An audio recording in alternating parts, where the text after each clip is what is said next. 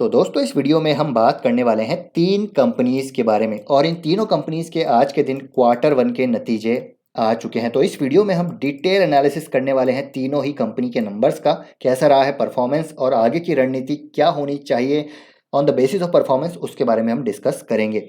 Technical chart पे भी situation को एनालाइज करेंगे और आगे बढ़ने से पहले आपने आज के 2 वीडियोस नहीं देखे हैं तो इनको जाके आप ज़रूर देखिएगा। काफ़ी डिटेल्ड इंसाइट्स मैंने इन वीडियोस में आपको देने की कोशिश की है, आपको यहाँ पर काफ़ी नॉलेज मिलने वाली है। तो शुरुआत करते हैं सबसे पहले इंडियन एनर्जी एक्सचेंज के साथ। तो आज के दिन इसके क्वार्टर 1 के नंबर्स आ चुके हैं। तो सीधा नंबर्स पे चलते हैं। लैक्स में वैल्यू है, बात करेंगे करोड़ में। तो टॉप लाइन यानी कि रेवेन्यू की बात करें तो देखिए, रेवेन्यू पिछले साल था 91 करोड़ का, जून के क्वार्टर में अब की बार हो चुका है 98 करोड़। तो ईयर ऑन ईयर यहाँ पर डेफिनेटली ग्रोथ है, लेकिन परसेंटेज टर्म्स में आपको मैं बताऊं तो ईयर ऑन ईयर ग्रोथ यहाँ पर जो है वो अराउंड 8% की हमको देखने को मिल रही है, जो मैंने ऑलरेडी कैलकुलेट कर लिए। 8% ग्रोथ है मात्र year on year. Sequential basis पे डिक्लाइन है, 112 करोड़ की सेल्स घट के हो चुकी है 98 करोड़। तो करीब 12% की यहाँ पर डिक्लाइन देखने को मिल रही है रेवेन्यू फ्रॉम ऑपरेशंस की बात करें तो टॉप लाइन में डेफिनेटली यहाँ per year on year single digit growth है और क्वार्टर ऑन क्वार्टर यहाँ पर हमको डिक्लाइन देखने को मिला है 10-12% के आसपास। बात करते हैं यहाँ पर प्रॉफिट की, तो 62 करोड़ का प्रॉफिट बढ़ के हुआ है 69 करोड़, जो कि ऑलमोस्ट 10% के आसपास ग्रोथ देखने को मिलती है। सिक्वेंशियल बेसिस पे देखें तो यहाँ पर हमको गिरावट देखने को मिल रही है। ग्रोथ जो है यहाँ पर गिरती हुई नजर आई है, अराउंड 20% से ज़्यादा दोस्तों यहाँ पर हमको प्रॉफिटेबिलिटी सिक्वेंशियल बेसिस पे गिरती हुई नजर आ रही है। एंड मार्जिन की बात करूं, जो मैंने ऑलरेडी कैलकुलेट कर ली है, तो मार्जिन ईयर ऑन ईयर यहाँ पर फ्लैट देखने को मिल रहे हैं एंड सिक्वेंशियल बेसिस पर अराउंड 2.3% गिरते हुए नजर आए मार्जिन। तो ओवरऑल देखा जाए तो यहाँ पर top line bottom line year on year flat है, मतलब सिंगल डिजिट ग्रोथ है। सिक्वेंशियली यहाँ पर काफ़ी डिक्लाइन है। तो जिस प्रकार के वैल्यूशन है इंडियन एनर्जी एक्सचेंज के, तो सिंगल डिजिट ग्रोथ यहाँ पर जस्टिफाइड नहीं है। तो जिसकी वजह से मुझे लगता है, देखिए यहाँ पर जो ये गिरावट है और बढ़ सकती है। जैसे कि हमने पहले भी बात करी थी कि 150 तक तो ये आ ही सकता है, जो कि आया भी था। अब यहाँ पर जिस प्रकार के नंबर हैं, लग रहा है कि ये स्टॉक आपको 130 के आसपास भी आता हुआ देखने को मिल सकता है। तो आप तैयार रहिए अगर आप यहाँ पर इन्वेस्टेड हैं। तो देखिए, लॉन्ग टर्म के आप इन्वेस्टर हैं तो इन्वेस्टेड रहिए, कोई दिक्कत नहीं है। लेकिन जो शॉर्ट टर्म वाले हैं उनके लिए यहाँ पर थोड़ा सा वेट एंड वॉच वाला मोड आ चुका है। अगर आप यहाँ पर ये 150 का लेवल तोड़ता है तो ये 130 तक भी आता हुआ नजर आ सकता है। तो अगर यहाँ पर देखें दोस्तों, क्वार्टर ऑन क्वार्टर काफ़ी ज़्यादा डिक्लाइन है। तो यहाँ पर मैं एक चीज़ और देख रहा था कि यहाँ पर जो ये डिक्लाइन है क्वार्टर ऑन क्वार्टर काफ़ी ज़्यादा है। इसकी वजह से ये डिक्लाइन क्यों है? क्योंकि देखिए, अभी स्टेक सेल इन्होंने की थी लास्ट क्वार्टर में। आईजीएक्स यहाँ पर आईजीएक्स की स्टेक सेल की थी, आईओसीएल को यहाँ पर कुछ स्टेक इन्होंने बेचे थे। तो उसकी वजह से थोड़े नंबर ज़्यादा थे मार्च के क्वार्टर में, तो उसकी वजह से भी थोड़ा डिक्लाइन ज़्यादा देखने को मिल रहा है। लेकिन ओवरऑल नंबर मेरे हिसाब से यहाँ पर वैल्यूशन को अभी भी जस्टिफाइड नहीं करते। तो यहाँ पर पूरे पूरे चांसेस है स्टॉक गिर सकता है। तो आप यहाँ पर इसको वेट एंड वॉच मोड पे डालिए। अभी यहाँ पर आपको कुछ नहीं करना है। शॉर्ट टर्म वाले जो हैं उनको कुछ भी नहीं करना है। लॉन्ग टर्म वाले अगर ये स्टॉक अच्छा खासा गिर जाता है तो आप धीरे धीरे एक्यूमुलेट करने की कोशिश कीजिए, क्योंकि लॉन्ग टर्म की स्टोरी अभी भी इंटैक्ट है। पावर ट्रेडिंग जो यहाँ पर एक्सचेंजेस पे होती है, उसका मार्केट शेयर अभी भी बहुत कम है as compare to global economies. तो यहाँ पर आई जो है मोनोपोली है, आपको पता है। कई सेगमेंट में 95% का इसका मार्केट शेयर है। और आईजीएक्स जो है इनकी सब्सिडरी, वो दोस्तों जो गैस एक्सचेंज होगा वो जब लिस्ट होगा तो अगेन वैल्यू अनलॉकिंग यहाँ पर होती हुई देखने को मिल सकती है। तो लॉन्ग टर्म की स्टोरी इंटैक्ट है, लेकिन हाँ, शॉर्ट टर्म में यहाँ पर इश्यूज देखने को मिल रहे हैं। तो उस हिसाब से आपको यहाँ पर डिसीजन लेना है। तो ये होगी पहली। दूसरा है दोस्तों यहाँ पर एक्सिस बैंक। तो एक्सिस बैंक के भी आज क्वार्टर 1 के नतीजे आ चुके हैं। चलिए सीधा नतीजों पर चलते हैं। तो ये जो टेबल है दोस्तों, इसमें सारी चीज़ें मैं आपको देखिए क्लियर करना चाहूँगा। Net interest income year on year यहाँ पर 21% से ग्रो होती हुई देखने को मिली है। सिक्वेंशियल बेसिस पे भी यहाँ पर हमको ग्रोथ देखने को मिल रही है। नेट इंटरेस्ट इनकम में काफ़ी इजाफा हुआ है।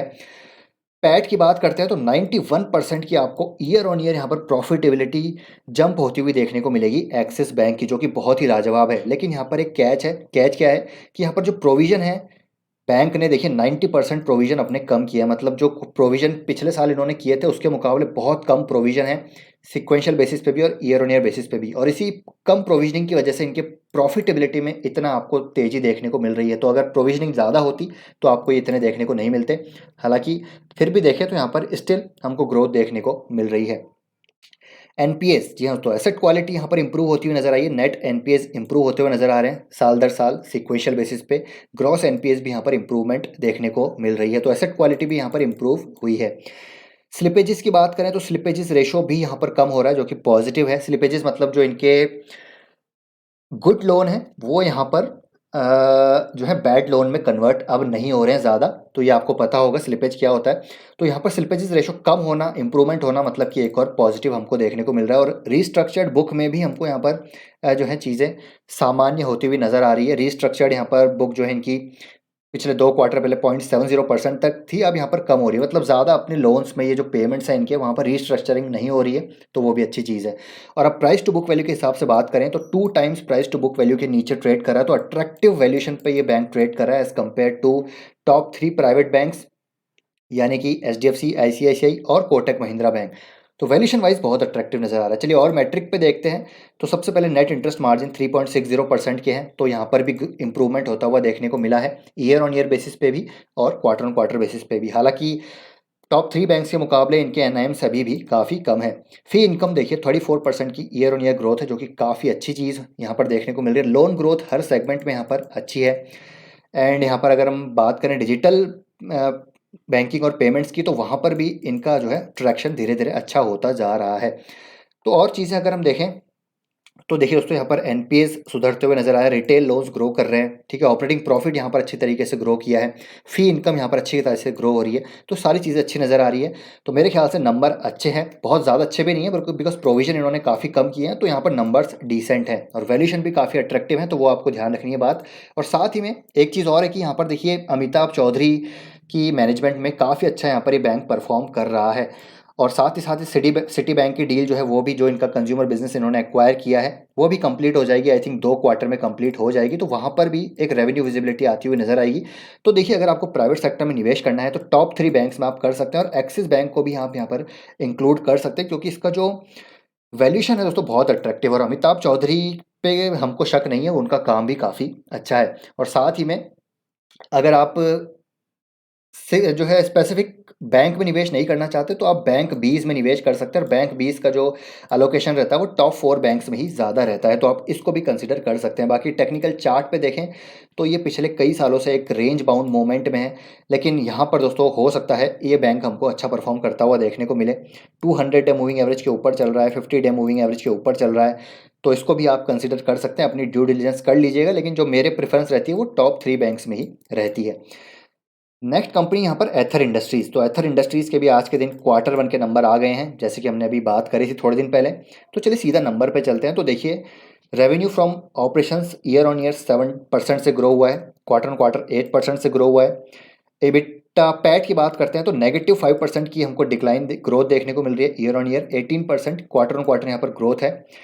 अगर हम बात करते हैं यहाँ पर मार्जिन्स की, तो मार्जिन्स देखिए सिक्वेंशियल बेसिस पे भी यहाँ पर डिक्लाइन है और ईयर ऑन ईयर बेसिस पे भी डिक्लाइन है, तो मतलब मार्जिन्स भी यहाँ पर गिरते हुए नजर आ रहे हैं। तो जैसे कि दोस्तों मैंने आपको पहले भी कहा था कि देखिए ये जो इसकी वैल्यूएशन है 100 के ऊपर पीए जो चल रहा है, तो यहाँ पर हाई डबल डिजिट में इसको ग्रो करना पड़ेगा। लेकिन ये जो ग्रोथ है कहीं भी जस्टिफाइड नहीं करती इसकी वैल्यूएशन को, और मार्जिन्स भी डिक्लाइन हो रहे हैं, तो ये स्टॉक गिरने के लिए रेडी है ऐसा मुझे लग रहा है। और यहाँ पर ऊपर इस तरह से ऑलरेडी प्रॉफिट बुकिंग देखने को मिल रही है।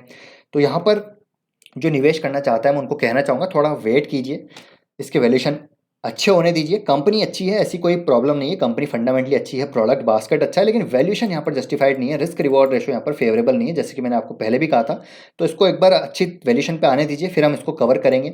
इसमें क्या हमको करना है इसके बारे में आपको फिर से मैं एक बार वीडियोज़ बता के बताऊँगा, लेकिन अभी यहाँ पर मेरे हिसाब से कोई पोजिशन बनाने लायक अभी सिचुएशन नहीं है।